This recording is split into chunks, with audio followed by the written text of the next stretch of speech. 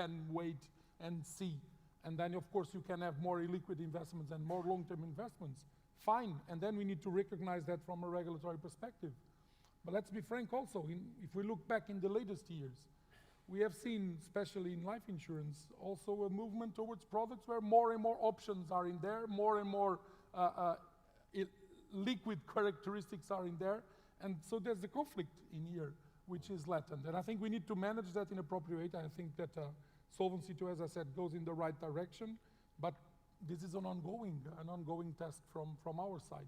I just don't think, and I think that we should avoid the, when we're talking about regulatory frameworks, we always know that there are competing objectives in there. But we need, I think we need to avoid to use a prudential regulatory framework to give a specific incentive to a specific asset class. Because if we do that, I think then there will be price distortions. And every time there's price distortions, we know how it starts, we know how it ends. You will have, of course, distortions in the markets, you will have bubbles created, and bubbles, they burst, and then we know who pays at the end of the day. So I think we need to be careful on that, but to recognize, again, the specificities of long-term investment and the role that insurance can play in that, perfectly fine. And I think that EIOPA, for example, when we published our report on long-term investments, with a further look on the analysis of the different asset classes, we were quite clear on that.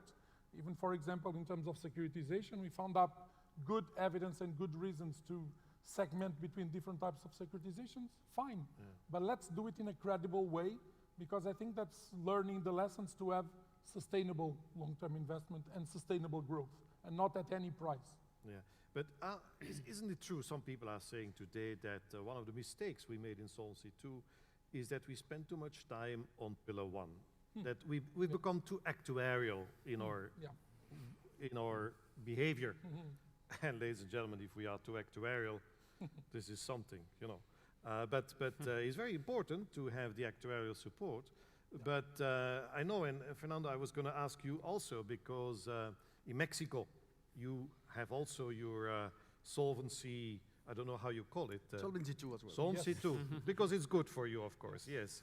So, but I hear once in a while also that in Mexico you have a strong actuarial approach, which is not dissimilar to at least the first discussion we had in Europe. And some people are saying that if we are concentrate too much on the granularity in the calculation of the capital weights for each individual investment, is forgetting the business approach. Maybe Fernando, can you say something about that development in Mexico? First of all, let me tell you that Mexico is going